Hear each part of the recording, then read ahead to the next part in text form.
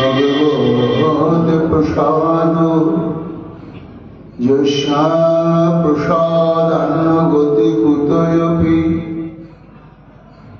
ध्येयं स्तुवंस्तस्य यशस्त्रिशन्धं वन्दे गुरुश्रीचरणारविन्दम् गौरकृपा घनीभूतं प्रभु श्री हरिनन्दनं मम जीवन सर्वस्व भक्त्या नौमि पुनः पुनः राधा कृपामयं वपुं श्री गुरुदिनतारकं प्रभु श्री गौरगोपालं भक्त्या नौमि पुनः पुनः अजानुलम्बितभुजो कनकावदातो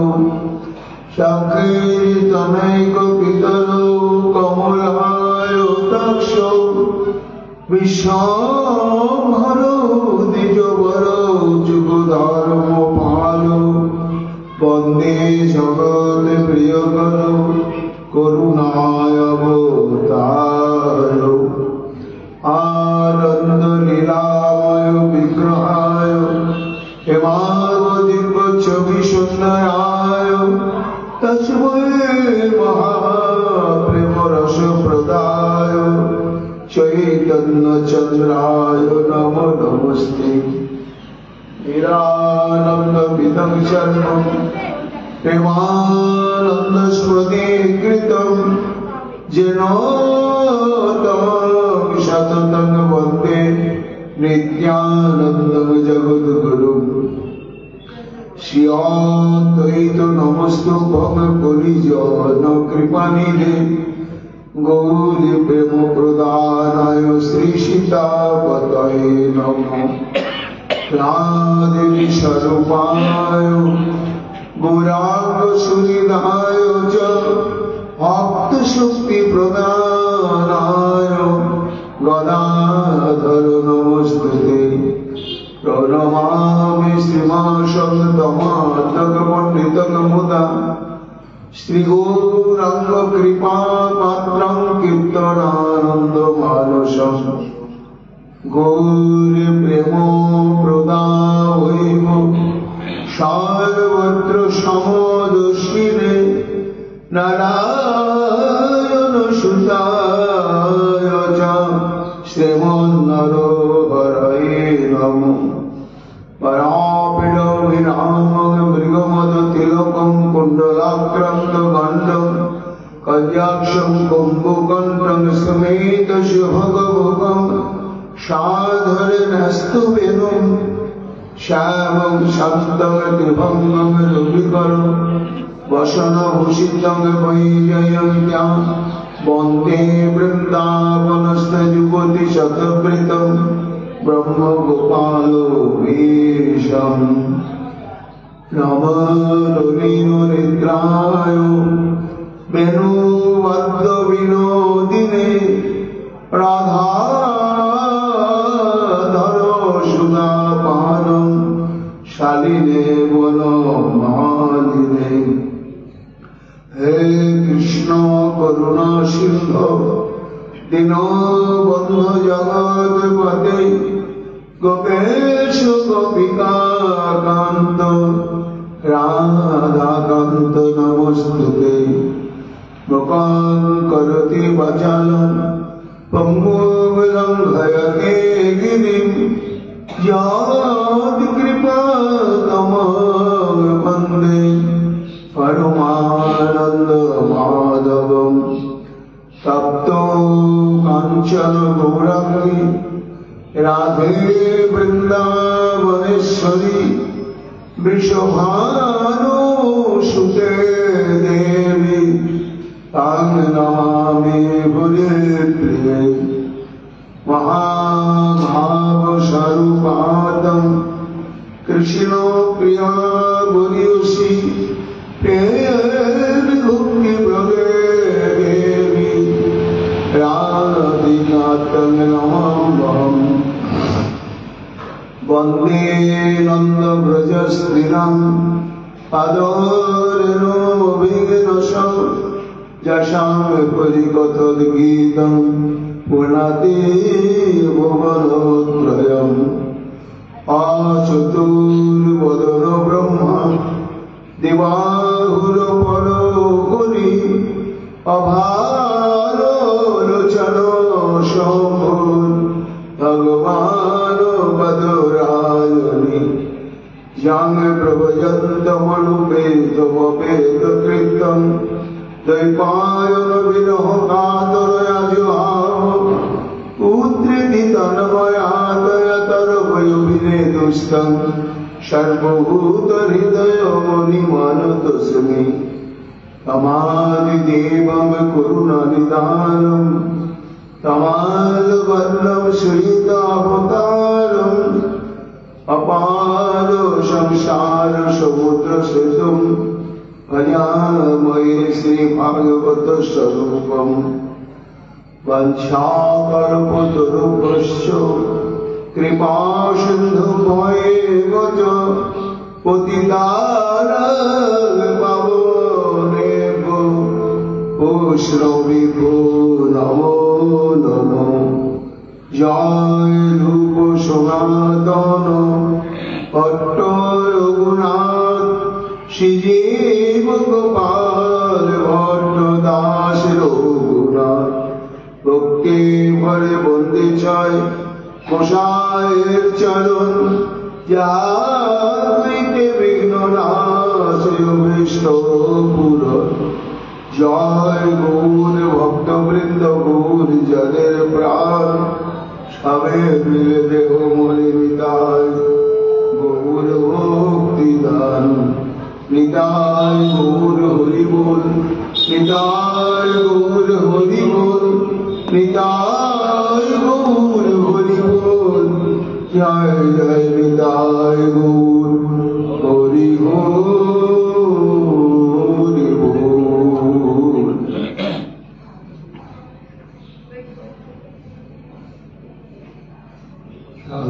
राधे राधे जय जय श्री राधे राधे प्राण राधे राधे राधे राधे श्री राधे राधे राधे।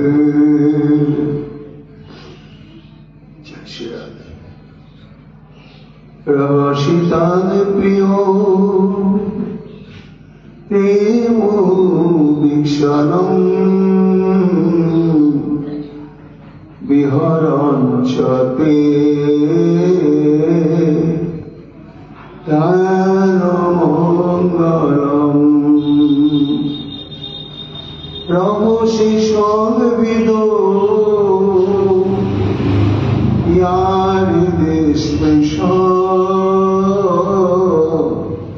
কুহকর মন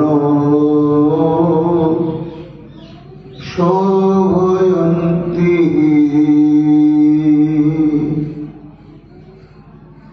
সর্ববেদান্ত সার পুরাণ চক্রবর্তী এতে চংস কলা পুরুষ বিশ্বস্ত ভগবান স্বয়ং সেই শ্রী গোবিন্দের বাংলাময় বিগ্রহ শ্রী শ্রীমদ ভাগবত মহাপুরাণের দশম স্কন্ধে 31তম অধ্যায়ে দশম সংখ্যক শ্লোকে সুখদেব গোস্বামী পাদ তৎসম্মুখে উপবিষ্ট সপ্তাহ কাল মধ্যে আসন্ন মৃত্য ব্রহ্ম শাপগ্রস্ত মহারাজ পরীক্ষিত মরণশীল মানুষের একমাত্র কর্তব্যই নিরন্তর সত্যতিপতি শ্রী গোবিন্দে হৃদ কর্ণ রসায়নের লীলাকথা শ্রবণ, এছাড়া আর কোন ধর্ম কর্মানুষ্ঠান কর্তব্য নেই। তাই শ্রবণ করে চলেছেন মহারাজ পরীক্ষিত, আর কীর্তন করে চলেছেন সুখদেব গোস্বামী পাদ মহারাজ। ওই দেখো গোপীগণ শ্রীকৃষ্ণের উদ্দেশ্যে নয়নের জলে বুক ভাসাতে ভাসাতে সম্মিলিত কণ্ঠে গান গাইছে, আর সে গানের মধ্য দিয়ে তাদের অন্তরে আত্যন্তকে প্রার্থনা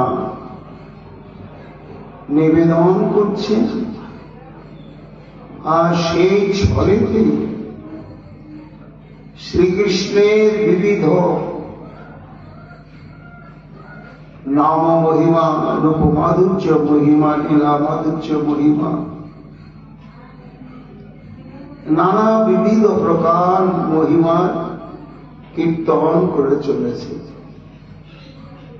সুপুরি বলছে মহারাজ শুনতে হবে গোপীদের কথায়। কেন? এটি আমাদের একমাত্র সাধ্য বস্তু। ওই গোপীগণের চরণ প্রান্তেই আমাদের বসাতে হবে। ভজন সাধন স্মরণ মরণে সর্বশেষ গন্তব্যস্থল এবং লক্ষ্য হচ্ছে এই সমস্ত গোপীগণের চরণ সান্নিধ্য লাভ। তাই গোপীগণের সঙ্গে একটি মমত্ববোধ জাগাতে হবে, প্রীতির সম্বন্ধ জাগাতে হবে। আর এটি জাগবে কি করে? না একমাত্র এই গোপীগণেরই কথা শ্রবণ করতে করতে করতে করতে, বিশেষত কলিহত জীব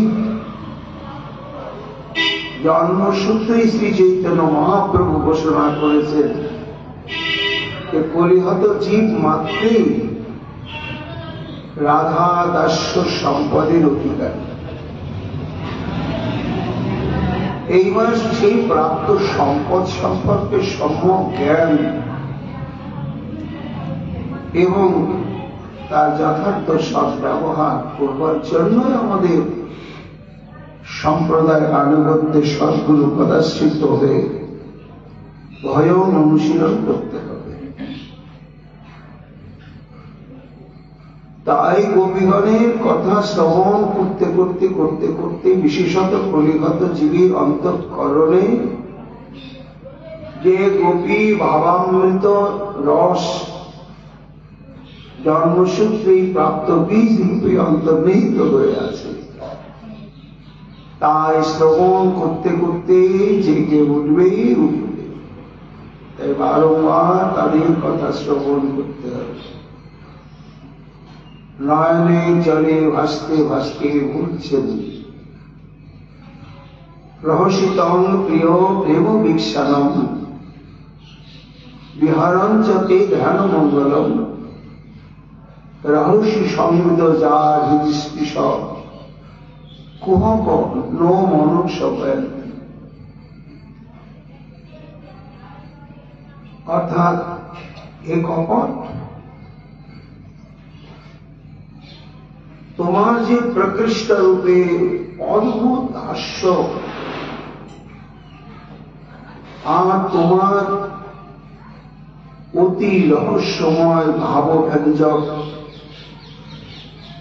কটাক্ষ এবং এই বৃন্দাবনের বনে তোমার যে মধুর রসে তৃষ্ণাতুর হয়ে, শৃঙ্গার রসে তৃষ্ণাতুর হয়ে অভিনব ভঙ্গিমায় পরিভ্রমণ এবং মেঘলিতে আমার গোয়ালিনীগণকে নিয়ে অতীব গুচ্ছাতি গুচ্ছ বিলাস রসাত্মক যে নরমালা যার হৃদয়কে পরিশুদ্ধ করে, এই সমস্ত আমাদের স্মৃতির ভূমিতে উদয় হয়ে সভয়ন্তী অত্যন্ত ক্ষোভ ভাব প্রকাশ করছে, খুবই দুঃখ হয়েছে। সুকুনি বলছে, মহারাজ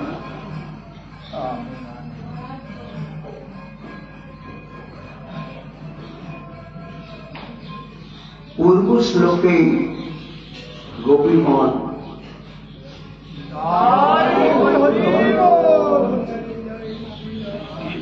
কৃষ্ণ কথামৃতের যে মহিমা,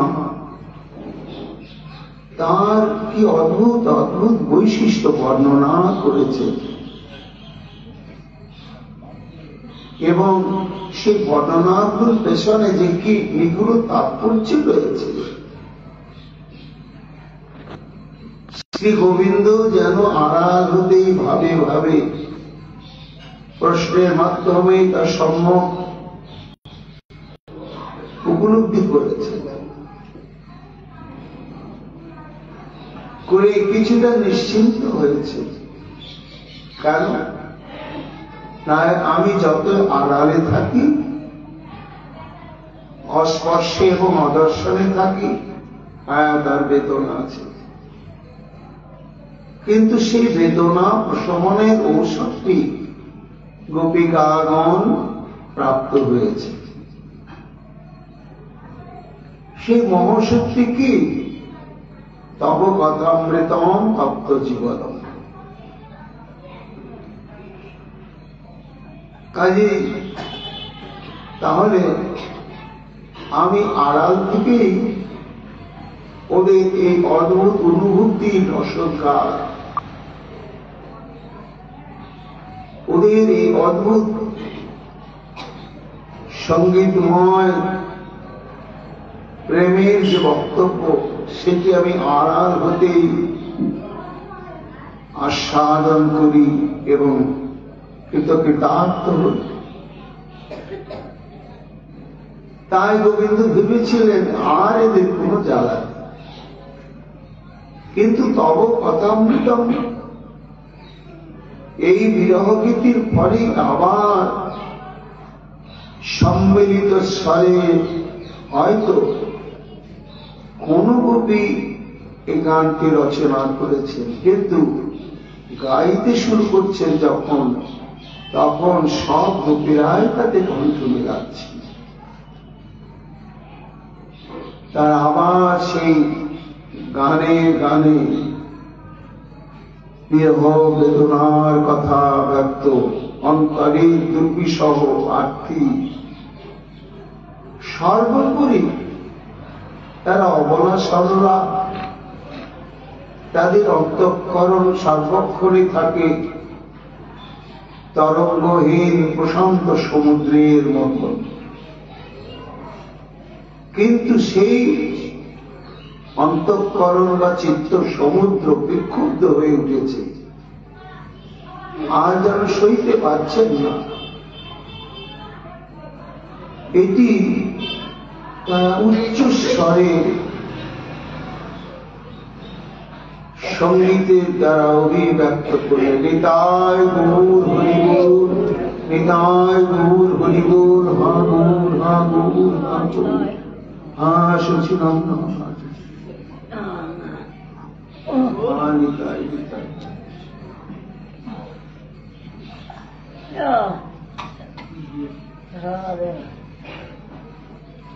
তাই গোবিন্দ তাদের এই বিরহের গান শ্রবণ করে আবার বিস্মিত হয়ে গেল। কি হল? আমার কথামৃত তপ্ত জীবন, সন্তপ্ত হৃদয়কে শীতল করার একমাত্র মহৌষধি প্রাপ্ত হয়ে গিয়েছে, সেটি আমি নয়, আমার কথামৃত। এবং এটি ওরাই বারবার বিভিন্ন যুক্তি বিস্তার করে বুঝিয়ে বললে যে কি করে সংসার তাপিত জীব এবং বিরহ তাপিত অনুরাগীগণের অন্তঃকরণকেও চিত্তকেও সুশীতল করে দেয়। আবার কি হলো, তারা এইভাবে আত্মনাদ করতে লাগলে। তাই যেন শ্রী গোবিন্দ আমার আড়াল থেকে বলছে, হে গোপীগণ, হায় হায়, তোমাদের আবার কি হলো? আমি তো মনে করলাম আমার কথা অমৃত শ্রবণ কীর্তন করতে করতে তোমাদের সমস্ত জ্বালায় একেবারে দূর হয়ে গিয়েছে, কিন্তু আবার তোমরা এমন হাহাকার করে উঠলে কেন? তার উত্তরে গোপীগণ যেন বলছে, সে তুমি বুঝবে না হে। শোনো, বলেছিলাম এবং সিদ্ধান্তটাও ঠিক, তব কথামৃতম তপ্ত জীবন, তোমার কথা তাপিত হৃদয়কে সুশীতল করে দেয়, সমস্ত ব্যথা বেদনা যন্ত্রণা পীড়া থেকে মুক্ত করে দেয়। বলেছিলাম তো, ঠিকই বলেছি, তবে ওইখানে একটু ফাঁক রয়ে গেছে। সব সুন্দর কি ফাঁক গোপীগণ? না, তোমার কথামৃত তাদেরই তাপ জ্বালা প্রশমন করে তাদের সর্বান্তঃকরণকে শীতল স্নিগ্ধ করে দেয়। কাদেরকে জানো? যারা আদৌ তোমাকে দেখে নাই, তোমাকে দর্শন করেনি কোনদিন,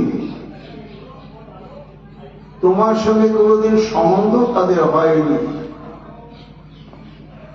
এইরকম ভক্ত যারা, তাদের যত তাপ জ্বালা তোমার কথামৃত শ্রবণ কীর্তনের দ্বারা একেবারেই সুশীতল হয়ে যায়। কিন্তু হে স্বাম, যারা একবার তোমাকে যারা দেখেনি তাদের চিত্ত শান্ত হয়, যারা তোমার সঙ্গবিলাসী হয়নি, দেখেনি বলে তোমার কথামৃত তাদের চিত্ত শীতল হয়,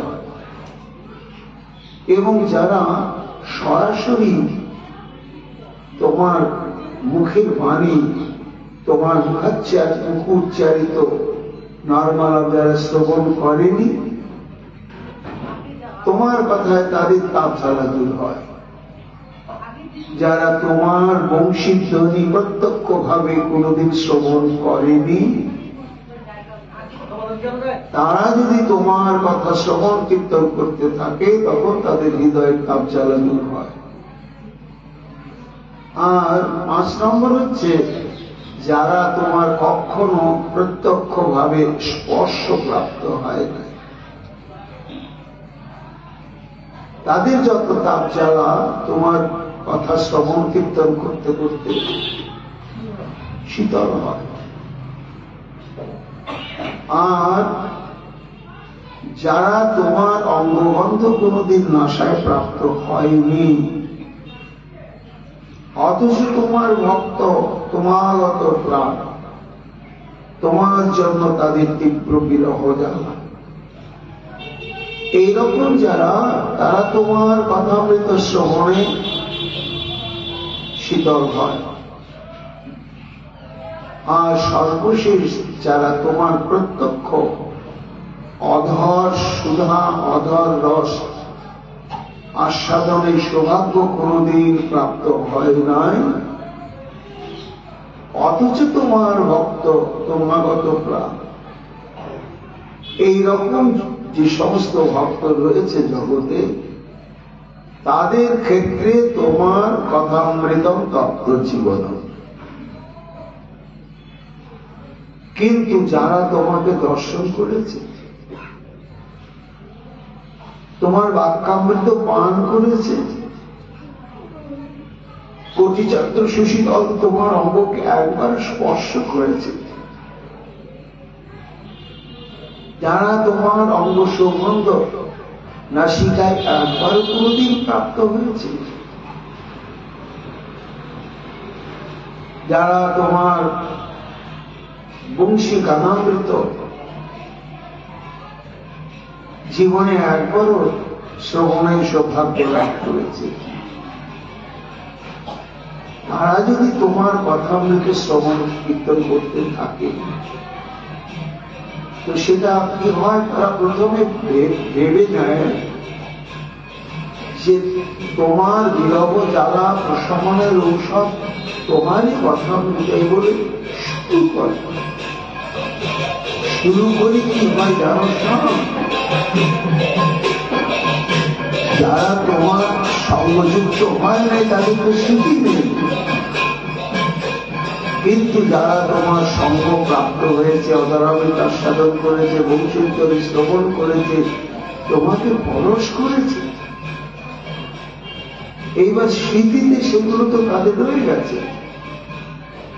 এইবার যখন তব কথামৃত তোমার কথা যখনই তারা শ্রবণ কীর্তন করতে শুরু করে, তখনই স্মৃতিতে প্রত্যেকটি অনুরাগের দৃষ্টান্ত সমুজ্জ্বল হয়ে ওঠে, এবং তখন তারা বুঝতে পারে যে আমরা সেই মাধুর্য পঞ্চবিধা, তোমার পঞ্চবিধা মাধুর্য আস্বাদন থেকে চিরকাল বঞ্চিত। আজ এই আস্বাদন কেবলমাত্র তোমার কথা শ্রবণ কীর্তনের দ্বারা সম্ভব নয়। তখনই তাদের চিত্ত আর শান্ত হয় না। কি হয় জানো? ক্ষুব্ধ হয়ে যায়, অস্থির হয়ে ওঠে, বেদনায় তারা কাতর হয়ে যায়। তার মূলেই হচ্ছে তোমাতে যে পঞ্চবিধা মাধুর্য রয়েছে, এই মাধুর্য যারা একবার আস্বাদন করার পরে বঞ্চিত হয়েছে, তাদের ওই বঞ্চনার আগুনে ঘৃতাহুতি পড়ে যখন তোমার কথা শ্রবণ কীর্তন আরম্ভ হয়। গোবিন্দ যেন বলছেন, তাই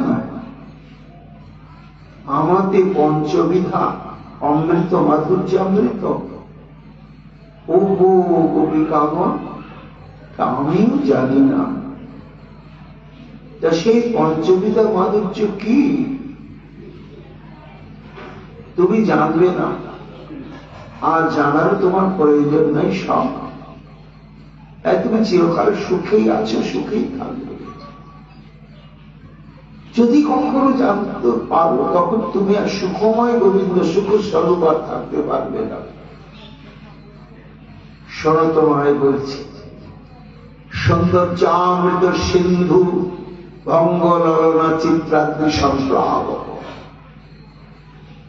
এ একটা মাধুর্য এবং তার প্রভাব। সৌন্দর্যামৃত সিন্ধু, ভঙ্গ শব্দের তরঙ্গ, তোমার অসীম অনন্ত অতলান্ত সৌন্দর্যামৃত সিন্ধুর তরঙ্গাঘাতে চিত্তাদ্রি সংপ্লাবক। এই ব্রহ্মাণ্ডে যত যত সতী সতী মহাসতী, তাদের চিত্তরূপ যে সূর্য গগনচুম্বী পর্বত, সেই পর্বতটাকে একেবারে গভীর অতল তলায় ফেলে দেয়। তোমার সৌন্দর্যামৃত সিন্ধু সমুদ্রের একটা ঢেউ, একটা ঢেউ, যে রূপের এক ফোঁট ডুবাই বৃষ্টি সর্বপ্রাণী করে আকর্ষণ। সেই সৌন্দর্যামৃত সিন্ধু ভঙ্গললনা চিত্রাদি সম্প্লাব, এই একটা মাধুর্যের প্রভাব। দ্বিতীয় মাধুর্যের প্রভাব শোনো, কর্ণানন্দী সনর্ম রম্য বচন। কথা তো বলে সব মানুষ, যার বাক শক্তি আছে সেই কথা বলে। কথাতে থাকে বাক্য, শব্দ, অলঙ্কার, অর্থ, কণ্ঠস্বর। এমন এমন মানুষ আছে, এমন মিষ্টি কথা বলে, মানুষ মুক্ত হয়ে যায়। কিন্তু ব্যতিক্রম তুমি। বিধি যে তোমার মধ্যে কি দিয়ে, কোন রস দিয়ে তোমাকে গড়েছে। কর্ণানন্দী সদান্ত রঙ্গবচন। জীবনে যতই ব্যথা বেদনা হাহাকার চাই থাক, তোমার কণ্ঠস্বর মিশ্রিত বাক্যামৃত যদি কর্ণে প্রবেশ করে, কোটিন্দু শীতাঙ্গক, কর্ণ শীতল হয়ে যায়। আর তোমার অঙ্গটি কেমন? কোটিন্দু শীতাঙ্গক, কৃষ্ণকর পদতল, কোটিচন্দ্র সুশীতল, তার স্পর্শ যেন স্পর্শ। তাহলে একটা হচ্ছে রূপমাধুর্য, একটা হচ্ছে তোমার ধ্বনি মাধুর্য বা বচন মাধুর্য, একটি হচ্ছে স্পর্শ মাধুর্য। সৌরভাবৃত সম্প্রভাবৃত জগৎ। আর তোমার যে সৌগন্ধ, ব্যাপে 14 ভুবনে সভা করে আকর্ষণে, জগতের নারী গণে করে অন্ধ। তৃতীয় তোমাদের রয়েছে গন্ধ মাধুর্য, রূপ মাধুর্য, শব্দ মাধুর্য, স্পর্শ মাধুর্য আর গন্ধ মাধুর্য। সৌরভামৃত প্রভাবৃত জগত। আর সর্বশেষ পঞ্চম মাধুর্য হচ্ছে পীঠীশ্বরম মাঘ। তোমার অধর রস যে একবার কোটি জন্মের সুকৃতির ফলে প্রাপ্ত হওয়া যায়, প্রাপ্ত হয়েছে, তা সব গিয়েছে। এই যে তোমার পঞ্চবিধা মাধুর্য, রূপ, রস, শব্দ, স্পর্শ, গন্ধ, স্বকর্ষতি বলাৎ পঞ্চেন্দ্রিয়ার নালিনে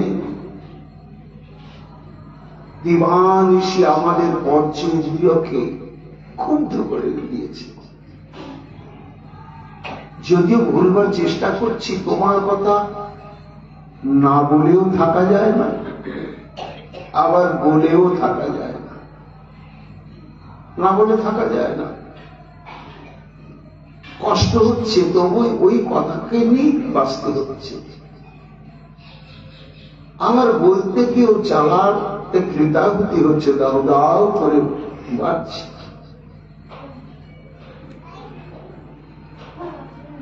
কি অদ্ভুত তোমার এই পঞ্চমাধুর্যের বৈশিষ্ট্য। তাহলে বুঝলে তো যে তোমার এই পঞ্চবিধা মাধুর্যের এইবার তাদের প্রভাব কেমন। তোমার যে রূপ মাধুর্য, আচ্ছা বিধাতা তো মানুষকে পঞ্চ জ্ঞানেন্দ্রিয় দিয়েছে, তার মধ্যে একটি হচ্ছে চক্ষু।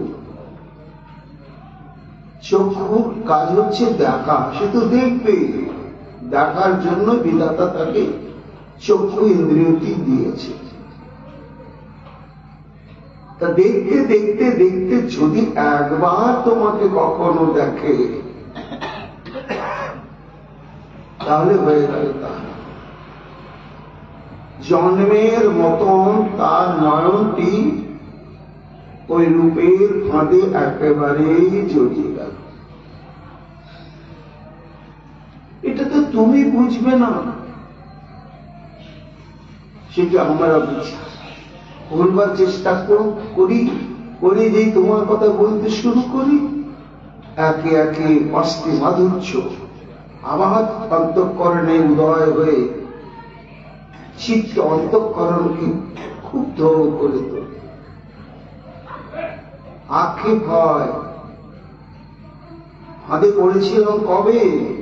পূর্বরাগের কালে একদিন শ্রী যমুনায় জল আনতে গিয়ে। কেন গেলাম যমুনার চলে? কেন কি হলো? জল আনতে যমুনায় যাবে না, কোথায় যাবে? বলে কে জানে, নন্দেরও দোলারও চাঁদ পাতিয়া রূপেরও ফাঁদ, ব্যাগ ছলে কদম্বেরও তলে। কে জানে ভয়ঙ্কর নিষ্ঠুর ব্যাগ, রূপের ফাঁদ পেতে খেলি কদম্বের তলে, যমুনার কূলে অবস্থান করছে। জানতাম না ফাঁদটা হচ্ছে রূপের ফাঁদ, অর্থাৎ দর্শন ইন্দ্রিয়। আমাদের যে নয়ন, নয়ন যেন পাখি, এই নয়নরূপ পাখিকে ফাঁদে ধরবার জন্য শাম তুমি ফাঁদ পেতেছিলে ওই যমুনার কূলে খেলি কদম্বের তলে। গোবিন্দ বলছেন, বাহ,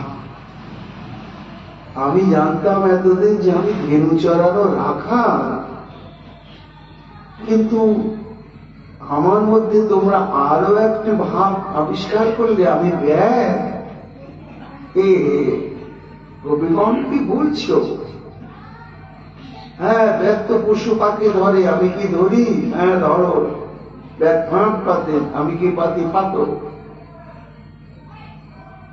তোমার যে অসমর্থ রূপ মাধুর্য, সেটাই ফাঁদ।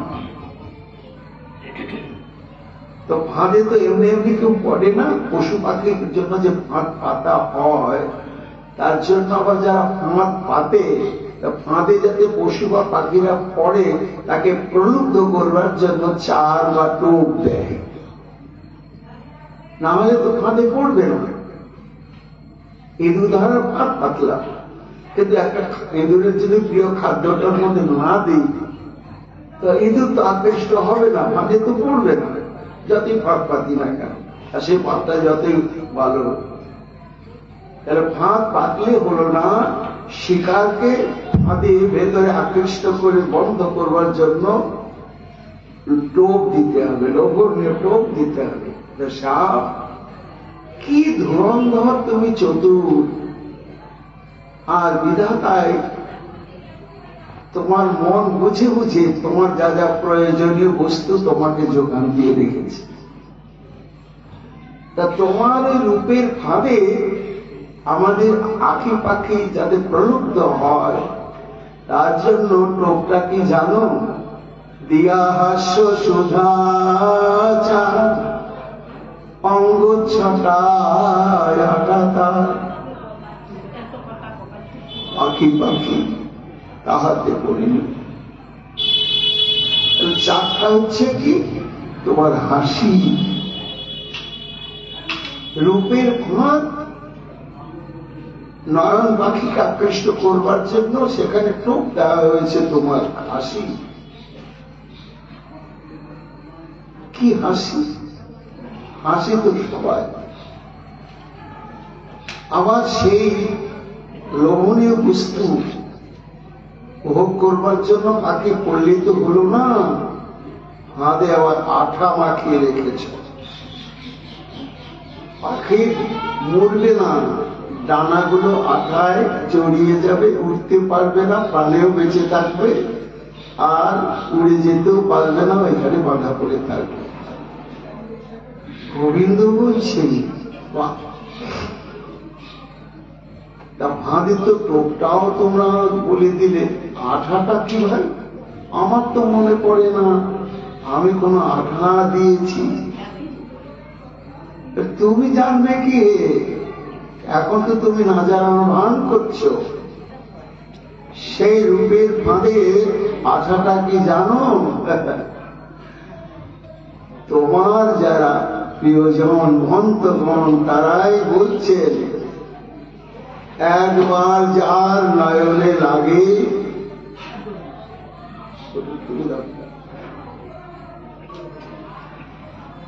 সদাই হৃদয়ে জাগে,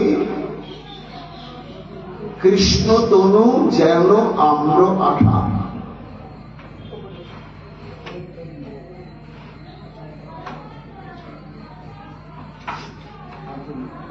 অর্থাৎ আঠাটা কিসের আঠা?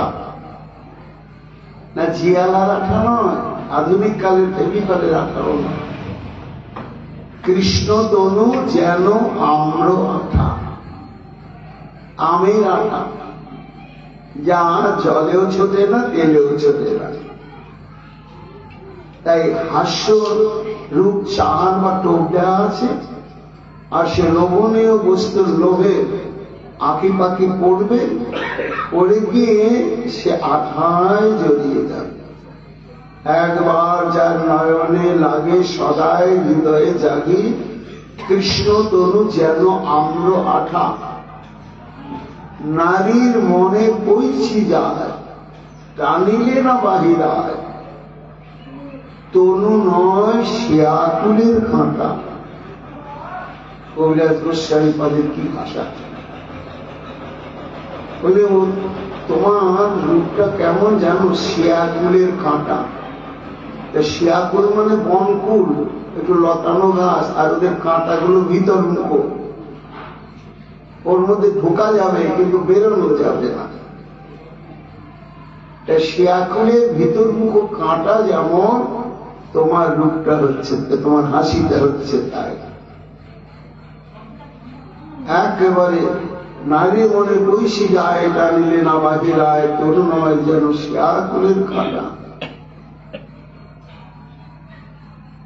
তা দেখো, তোমার আমাদের চিত্তকে ক্ষুব্ধ করবার অস্ত্র হচ্ছে তোমার ওই রূপ মাধুর্য। আর তাতে আবার হাসিটি প্রহসিতম না, হসিতম না, প্রহসিতম মানে প্রকৃষ্ট হাসি। যে হাসির পেছনে অনন্ত রহস্য, অনন্ত মহিমা, অনন্ত গুণ নিহিত আছে। শোনো সাম ভাই, হাসে তো সবাই, কিন্তু লোকের নিয়ম কি জানো? লোকে আগে কথা বলে, বলে পরে হাসে। আর তুমি কথা কইবার আগে মধুর মধুর মৃদু হাস। কোন হাসির কথা হবে তবে তো হাসি বেরোবে। কোন হাসির প্রসঙ্গই নেই, তেমনি কখনো হাসি বেরোয় না, বেরোয় না। কাজে মানুষ হাসির প্রসঙ্গ বলে তবে হাসে। আর তোমার হচ্ছে বিপরীত, তুমি আগে হেসে দাও, হেসে দিয়ে তুমি কথা বলো, এবং তোমার হাসিটা বড় নিগুণ। হাসি একটা নদী, নদীর গোস্বামী পান করছে, এবং হাসির আমার প্রকার ভেদ রয়েছে। গোবিন্দ বলছেন, বাবা আমার হাসিটা নিয়ে তুমি চা। হ্যাঁ, তোমার হাসিটা কোন হাসি জানো? সোড়া হাসরতি স্যাত স্মিত হসিতে অবহসিত অবহসিতে চ অবহসিতাতি হসিতকে জ্যেষ্ঠ দিনাঙ্ক ক্রমাৎ দে। অর্থাৎ হাস্য একটা রতি, ভক্তির অঙ্গ। এ হচ্ছে 6 প্রকার। কি কি? না স্মিতম, হসিতম, বিহসিতম, অবহসিতম, অপহসিতম আর অতিহসিতম। এই 6 রকম হাসি। স্মিতম, তোমার হাসিটা কোন প্রকার? না 6 প্রকার হাসির প্রথমেই যেটি রয়েছে সেটির নাম কি? না স্মিতম। তার স্মিতম হাসি, আর হাসি কি হচ্ছে সর্বশ্রেষ্ঠ। আর বিহাসি আর অবহাসি হচ্ছে মধ্যম, আর অপহাসি এবং গতিহাসি এই হচ্ছে নিকৃষ্ট বা কনিষ্ঠ। অপহাসি মানে অনেক মানুষ দেখবেন এমন হাসে, তা মুখের আকৃতিটা এমন হয় হাসছে কি কাঁদছে বোঝা যায়, অথচ কিন্তু হাসছে। এই হাসিটাকে বলা হয় অপহাসি। আর অনেকে এমন ছোট হাসি হাসতে পারে না, এমন হাসবে কানের তালায় কেটে যায়, এটাকে বলা হয় অতি হাসি। তা তোমার যে হাসিটা হাস্যাঙ্কুর ও সর্বনাশ, ওই হাস্যাঙ্কুরটাই সর্বনাশা। কিরকম? তোমরা আমার হাসিটাকে নিয়েও এত গবেষণা করেছে গোপীগণ। শোনো, তোমার ওই মুস্কি হাসিটি কেমন? স্মিতম তলক্ষ দশনম নেত্রগণ্ড বিকাশকৃত। যে হাসিতে দন্ত বিকশিত হবে না, বিন্দু মাত্র দাঁত দেখা যাবে না, কোন শব্দও হবে না, কেবল নেত্র এবং গণ্ডস্থল বিকশিত হবে। একেই বলা হচ্ছে স্মিতম, যাকে সরল বাংলায় আমরা বলি মুচকি হাসি। মানে ভেতরে যে কত হাসি আছে, খুবই হাসিটা বেরোবে বোঝা যাচ্ছে, কিন্তু বেরোচ্ছে, এটার নাম হচ্ছে স্মিতম। তা তোমার এই যে হাসিটি প্রহসিতম, এটি হচ্ছে স্মিতম হাসি। এই হাসির যে কি শক্তি, কি মহিমা, এ ভাষায় বলা যাবে না। আমার কি রহস্যময় সংবাদ জানো? একই হাস্য, যার যেমন ভাব, যে যেমন স্তরে, তার উপরে তোমার ওই মুস্কি হাসিটার প্রভাব তেমনি ভাবে পড়ছে। একই হাসি, একই সঙ্গে হাসছে, কিন্তু ভাবানুসারে প্রভাবের ব্যতিক্রম করছে। কেমন ব্যতিক্রম করছে?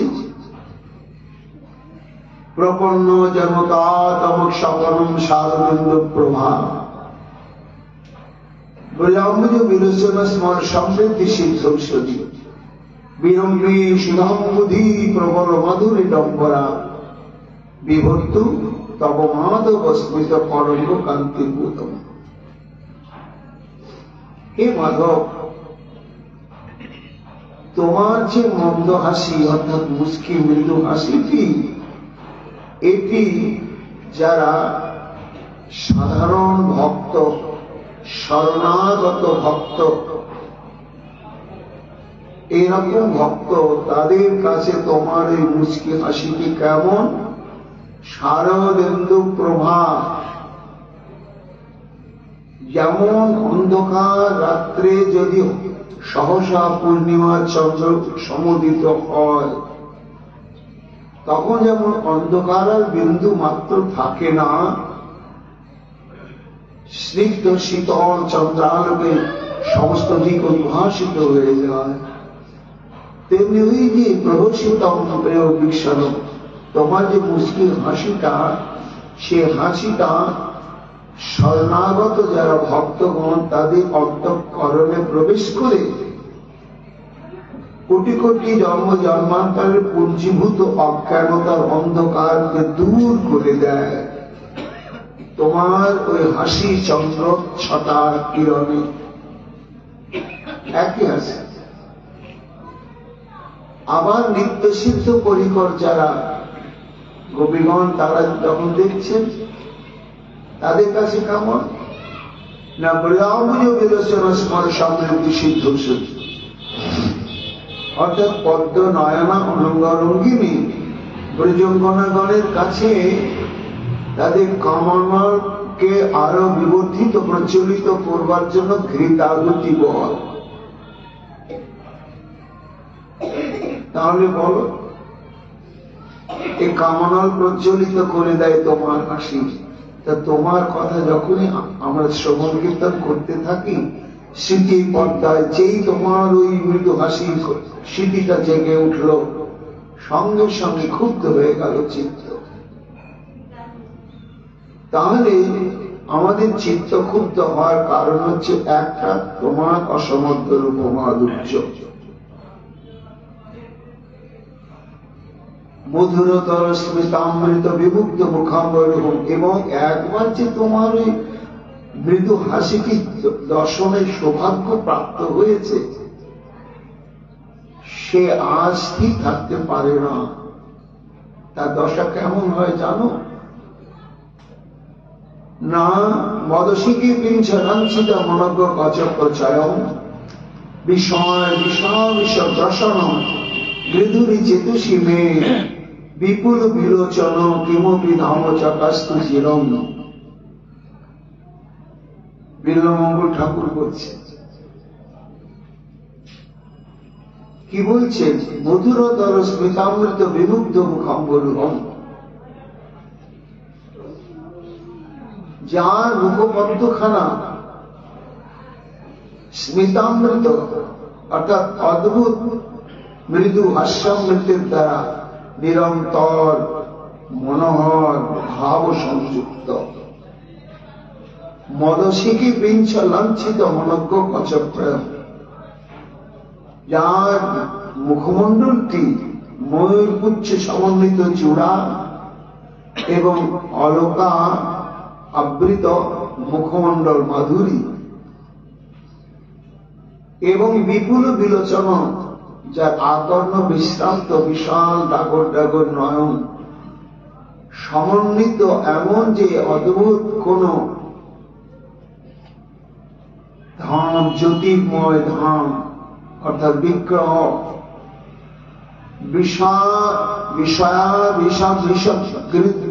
গ্রসণগৃধুরি, যেমন বিষয় ভোগ লোলু বিষয়ের কাছে, তো বিষয়টি যেমন দুর্বার আহত হয়, মৃত্যু মুখে পতিত হয়, তবু বিষয় লোকটি তার এমন দুর্বার, তার থেকে যেন প্রতিহত হতে পারে না। তাই হে গোবিন্দ, হে শ্যাম সুন্দর, তোমার এমন হাস্যামৃত সমন্বিত তোমার মাধুর্য আমার কাছে বিষয় মানুষের বিষয় আস্বাদনের লালসার মতোই লালসার উপাদান হয়ে চিরকাল থাকুক। দেখো শ্যাম, বিষয় মানুষের কাছে বিষয় ভোগের লালসা দুর্বার, ঘাত প্রতিঘাতে জর্জরিত, মৃত্যু মুখে পতিত, তবু বিষয় ভোগ থেকে তারা নিজেকে বিরত করে না। জানে পরিণাম মৃত্যু, তবু জাগে করছে। তা এটি যেমন জাগতিক বিষয়ের ক্ষেত্রে হয়, তুমি যে নিত্য শাশ্বত সনাতন তুরীয় তত্ত্ব, মায়াতীত তত্ত্ব, তোমাতে যে অপ্রাকৃত চিন্ময় এই পঞ্চবিধা বিষয় রয়েছে, ঠিক তার প্রভাবটা একই রকম।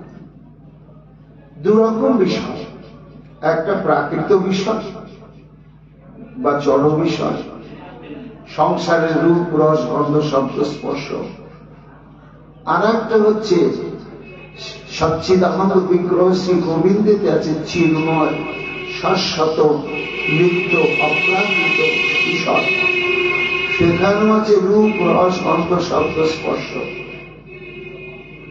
তা প্রাকৃত জগতের যে প্রাকৃত পঞ্চবিধা বিষয়, এই বিষয় ভোগের লালসার পরিণাম মৃত্যু। এই জন্য মহাজন বলছেন যে কখনো এই ভোগে তুমি প্রলুব্ধ হইও না। অজানান তাহাত্তিং বিশতি সলভ দীপদহনম ন মেনোপি গাত্বা মৃত বরসি মসনাতি ঈশিতম। একটা বিষয়ে প্রলুব্ধ হয়ে একটা বিষয় ভোগী জীব এই সংসারে কি করে মৃত্যু মুখে পতিত হচ্ছে, তার দৃষ্টান্ত অজানন তাহাত্তিং বিশতি। পতঙ্গ জানে না যে অগ্নির কার্যকারিতা কি। অগ্নিকে দেখে পতঙ্গ মনে করে ওটা লোভনীয় চরমতম ভোগ্য বস্তু, তাই আমি একেবারে ডুবে গিয়ে প্রাণ ভরে আস্বাদন করে কৃতকৃতার্থ হব। এই বলে দৃষ্টিশক্তির দ্বারা প্রলুব্ধ হয়ে পতঙ্গ জ্বলন্ত আগুনের মধ্যে ঝাঁপিয়ে পড়ে, থামতে পারে না, বিরত হতে পারে না। পরিণাম কি হয়? মৃত্যু। মৃত বরসী মশনাতি বিশিতম। আর মৎস্য জিহ্বার লালসায় সে বড়শিতে আমিষ যে জলের মধ্যে দেওয়া হয়েছে, অনেক মাছ জানেও, কিন্তু লোককে সম্বরণ করতে পারে না, গিয়ে গলাধকরণ করে মৃত্যুকে বরণ করে নেয়। এইভাবে স্পর্শ সুখের মোহে কাতর হয়ে গিয়ে স্বাধীন একটি বন্য বস্তি পরাধীন হয়ে যায়। শব্দে আকৃষ্ট হয়ে হরিণ ব্যাধের হাতে প্রাণ বিসর্জন দিয়ে দেয়। তেমনি গন্ধে মুগ্ধ হয়ে প্রলুব্ধ হয় মৎস্য, আর জিহ্বা লালসায় প্রলুব্ধ হয় ভ্রমর। সে পদ্ম ফুলের মধ্যে আটকা পড়ে নিঃশ্বাস বন্ধ হয়ে মৃত্যুকে বরণ করে নেয়। তা বিজানম তপ্যেতান ভয়মিব বিপদ জলাদিলাম। এরা জানে না, এরা তো অজ্ঞ পতঙ্গবাচী, যে ওই বিষয় ভোগে আমার পরিণাম হচ্ছে চরম মৃত্যু। তাই তাদের এই দশা প্রাপ্ত হয়। কিন্তু মানুষ একই সঙ্গে সে 5টা বিষয়ের দিকে ঝাঁপিয়ে পড়ছে। কুরঙ্গ মাতঙ্গ পতঙ্গ ভৃঙ্গ মীনা হতা পঞ্চভীর এব পঞ্চ একং প্রমাদিশ কথগুণ ন বন্যতে যশিবতে পঞ্চভীর এব পঞ্চ। এই জন্য শাস্ত্রকারগণ বলছেন যে 5টা বিষয় রূপ রস শব্দ স্পর্শ আর গন্ধ, এই প্রাকৃত 5টা বিষয়ের দুর্বার লোভনীয় আকর্ষণে 5 প্রকার প্রাণী, হরিণ, হস্তি, পতঙ্গ, ভৃঙ্গ, ভ্রমর আর মৎস্য, এরা প্রাণ ত্যাগ করল।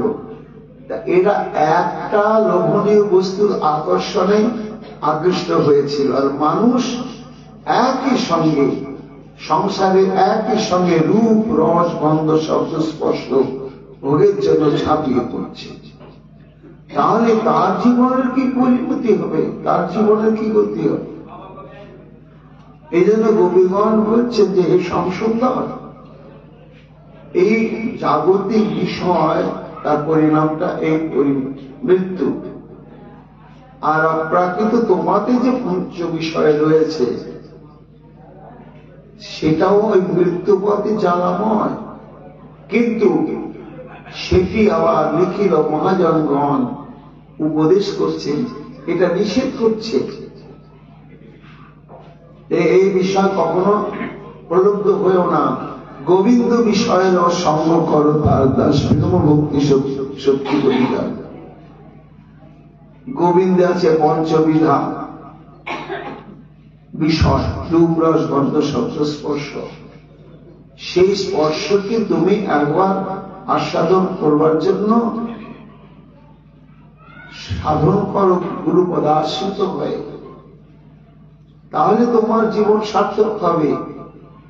মৃত্যু তো হবে না, তুমি অমরত্ব লাভ করবে এবং অনাদি অনন্তকাল শ্রী ভগবানের সেবা সৌভাগ্য লাভ করবে তুমি। হে শ্যাম, এটা সাধুরা বলছে, কিন্তু আমার মনে হয় তারা বলছে কিন্তু করে দেখেনি। যদি দেখতো তখন তারা আর বলতো না যে গোবিন্দ বিষয়রা সঙ্গ করো তার দাস।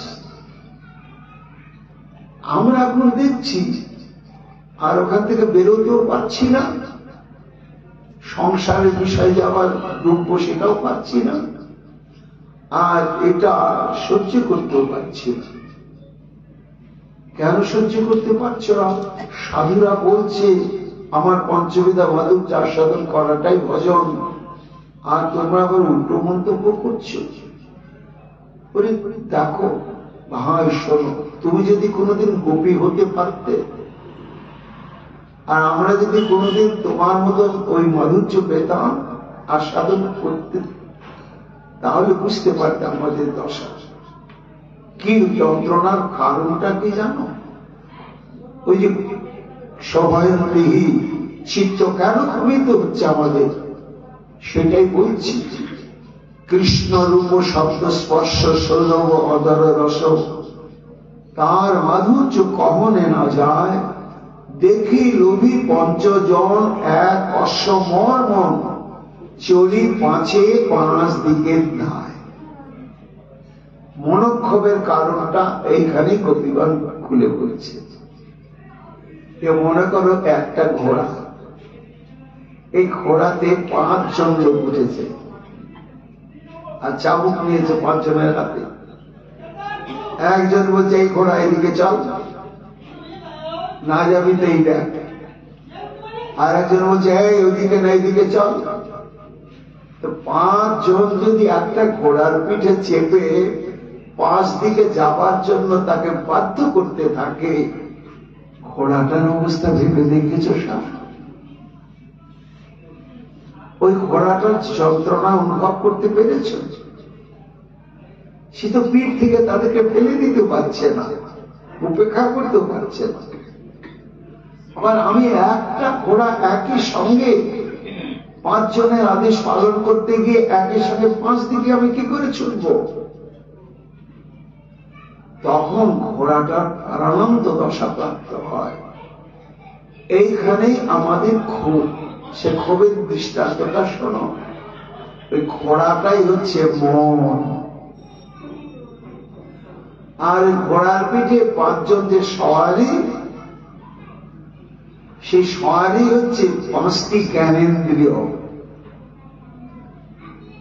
চোখ তাকিয়ে থাকলে দেখে না, যদি মন তার সঙ্গে যুক্ত না হয়। তাকিয়ে আছেন কিন্তু আনমনা পায় তাকিয়ে আছেন। একজন দৌড়াতে দৌড়াতে বলছি শেষ, আচ্ছা একটা বিরাট মিছিল গেল, কোন দিকে গেল বলতে পারেন? বলে কি জানি। আপনি তাকিয়ে বসে আছেন। হ্যাঁ তাকিয়ে আছি, কিন্তু আনমনা হয়েছিলাম। তাহলে মন যদি চক্ষু ইন্দ্রিয়ের সঙ্গে যুক্ত না হয়, চোখের দৃষ্টিশক্তি থাকলেও কাজ করতে পারে না। তেমনি মন যদি কানের সঙ্গে যুক্ত না হয়, তো কান খোলা থাকলে ঢাক পেটালেও কানের মধ্যে ঢুকবে না। গভীর দুশ্চিন্তায় ডুবে গেছেন কেউ, ঢাক পেটালো শুনতেই পাবে, কানটা তো খোলাই আছে। তেমনি নাসিকার সঙ্গে মন যদি যুক্ত না হয়, সুগন্ধই হোক আর দুর্গন্ধই হোক, সে নিতে পারবে, অনুভব করতেই পারবে। জিহ্বার সঙ্গে যদি মনটা যুক্ত না হয়, তা কি খাচ্ছে না খাচ্ছে তার বোধ থাকবেই না। তেমনি স্পর্শেন্দ্রিয়ের সঙ্গে যদি মনটা যুক্ত না হয়, তাহলে সে স্পর্শেতে সুখ হচ্ছে কি দুঃখ হচ্ছে সেটা অনুভব থাকবে না। তাহলে প্রত্যেকটি ইন্দ্রিয়ের কার্যকারিতা নির্ভর করে একটা মনের উপরে। তা মন তো আর 5টা নয়, মন তো হচ্ছে একটা, আর বিষয় হচ্ছে 5টা, আর বিষয় ভোগী ইন্দ্রিয় হচ্ছে 5টি। চক্ষু বলছে আমি কৃষ্ণের রূপ দেখব, কর্ণ বলছে না না না আমি কৃষ্ণের অমৃত বাণী শ্রবণ করব, নাসিকা বলছে আমি কৃষ্ণের অঙ্গগন্ধ আস্বাদন করব, স্পর্শেন্দ্রিয় বলছে না না আমি তাকে স্পর্শ করব, আর জিহ্বা বলছে আমি তার অধরামৃত সাধন করব। কিন্তু এই 5 জনের কার্যকারিতা নির্ভর করবে মন যার কাছে যাবে সে। এই জন্য কৃষ্ণ রূপ শব্দ স্পর্শ সৌরভ অধর রস, তার মাধুর্য কহনে না যায়, দেখি লোভী 5 জন এক অশ্বমর মন, চড়ি পাঁচে পাঁচ দিকে ধায়। শ্যাম, তোমার কথামৃত শ্রবণ কীর্তন করতে গিয়ে তোমার স্মৃতি অন্তরে জাগার পরিণাম হচ্ছে শ্যাম হে শোনো মদের দুঃখের কারণ। মদের পঞ্চেন্দ্রিয়গণ মহালম্পদস্যুগণ সবে করে হরে পরধম। বলে গোবিন্দ যেন বলছেন, ও তাহলে তো হবে না ভাই, হ্যাঁ ওইসব ইন্দ্রিয়কে শাসন করতে হবে। শাসন না করলে সাধু হওয়া যাবে নাকি? চক্ষু কর্ণ নাসিকা জিহ্বা ত্বক করা যা চাইবে আমি সেটাই তাদের অনুমোদন করব, তা তো হবে না। বলে আরে না না, ইন্দ্রিয় না করি দোষ, ইহা সবার কাহা দোষ। তুমি ইন্দ্রিয়ের কথা বলছো, ইন্দ্রিয় সংযম হবে কি করে? প্রত্যেকটা ইন্দ্রিয়ের লোভে যদি সুরসুরি দিতেই থাকা হয় তাহলে সংযত হবে কি করে? তাই ইন্দ্রিয় না করি রোষ, ইহা সবার কাহা দোষ। কৃষ্ণ রূপাতি মহাকর্ষণ। হ্যাঁ, দৃষ্টি শক্তি আছে, সংযম যতই করি সামনে যদি তোমার রূপটা চলে আসে আর নয়নকে থামানো যায় না। রূপাদি পাঁচে পাঁচে টানে গেল, পাঁচের পর আনে মরে দেহ রহে না রহে জীবন। এক একে শোনো, তোমার রূপামৃত সিন্ধু তাহার তরঙ্গ বিন্দু এক বিন্দু জগৎ ডুবায়। ত্রিজগতে যত নারী তার চিত্ত উচ্চগিরি তাহার ডুবায় আগে উঠি যায়। এই যে তোমার সৌন্দর্য মাধুর্য রস, এই মাধুর্য রস আস্বাদনের জন্যই নয়ন আমাদের মনকে ধরে টানছে। আচ্ছা টানছে, তাহলে মনের দিকে নয়নের দিকে মনটা যা। উমা কৃষ্ণ বচন মাধুরী নানা রস নর্মধারী, তার অন্যায় কখনো না যায়। জগতের নারীর কানে মাধুরী গুণে বাঁধি টানে, টানাটানি কানের প্রাণ যায়। এই গেল তো তোমার মুখোচ্চারিত যে বচনামৃত বাক্যামৃত, এ তো আমাদের কর্ণেন্দ্রিয়কে টানছে। আবার তোমার বংশীধ্বনি ও কানের ভেতরে বাসা করে, আপনি সদাই শ্বেতাস্পুরে, অন্য শব্দ না দেয় প্রবেশিতে। আন কথা না শোনে কান, আন বলিতে বলয় আন, এই কৃষ্ণের বংশী চলিতে। তাই কর্ণ আমাদের মনকে ধরে টানছে, কান বলছে মন তুই আমার অধীন, এদিকে আয়, আমি প্রাণ ভরে বংশী কানামৃত আর বাক্যামৃত পান করব। কৃষ্ণ অঙ্গ সুশীতল কি কহিব তার বল, ছটায় জিনে কটিন্দু চন্দন। সশৈল নারীর বক্ষ তাহা আকর্ষিতে দক্ষ, আকর্ষয়ে নারী গণমন। তোমার স্পর্শ সুখ অনুভব করবার জন্য, আস্বাদন করবার জন্য আমাদের যে স্পর্শেন্দ্রিয় বা চর্ম, সে মনকে টানছে। মন ভাই তুই আমার অধীন হয়ে থাক, আমি প্রাণ ভরে গোবিন্দের অঙ্গ স্পর্শ সুখ আস্বাদন করে কৃতকৃতার্থ হই। কৃষ্ণাঙ্গ সৌরভ হর মৃগমদ মদহর নীরদ বলে হরে গর্বধন। জগৎ নারীর নাশা, তার ভেতর করে বাসা, নারীগণের করে আকর্ষণ। এমন যে তোমার অঙ্গগন্ধে শাম, সে অঙ্গগন্ধ আস্বাদন স্পৃহায় নাশা মনকে ধরে টানছে। মন ভাই তুই আত্ম, আমি নাশা প্রাণ ভরে অঙ্গগন্ধ আস্বাদন করে আমি ধন্য কৃতকৃতার্থ হই। কৃষ্ণের অধরামৃত তাই কর্পূর মন্দস্মিত, সমাধুচ্ছে হরে নারী মন। অন্যত্র ছাড়ায় লোক না পাইলে মনক্ষ, ব্রজ নারীগণের মূলধন। ঈশান এই তোমার অধরামৃত আস্বাদনের সংকল্প নিয়ে আমাদের জিহ্বা আমাদের ওই একটা মনকেই টানছে। এইভাবে একই সঙ্গে পঞ্চ ইন্দ্রিয় একটা মনকে যদি টানতে থাকে, তাহলে সেই মনটা বিক্ষুব্ধ হবে না কেন বলতো? এক অশ্বাক্ষণে পাঁচে পাঁচ দিকে টানে, এক মন কোন দিকে যায়, এককালে সবই টানে, গেল ঘোড়ার পরাণে, এই দুঃখ সহনেই না যায়। এই জন্য তোমার কথামৃতে দুঃখ যারা নিবারিত হয় তাদের হয়, যারা প্রত্যক্ষ ভাবে তোমার সঙ্গে এখনো সম্বন্ধ স্থাপন করতে পারেনি, যারা দেখেনি, শোনেনি, মাধুর্যামৃত জীবন আস্বাদন করেনি, তারা তোমার কথামৃতে তাদের যে অনুরাগ জ্বালা সেটি প্রশমিত হতে পারে শ্যাম, কিন্তু আমাদের হয় না, সেটি আরো মনোক্ষোভের কারণ হয়। এই বলে নয়ন জলে ভাসতে ভাসতে আমার পরবর্তী বক্তব্যে কি বললেন, আগামীকাল আমরা তা শ্রবণ কীর্তন করব। এখনকার মতো গোপীগীত প্রসঙ্গ এখানেই বিশ্রাম লাভ করছে।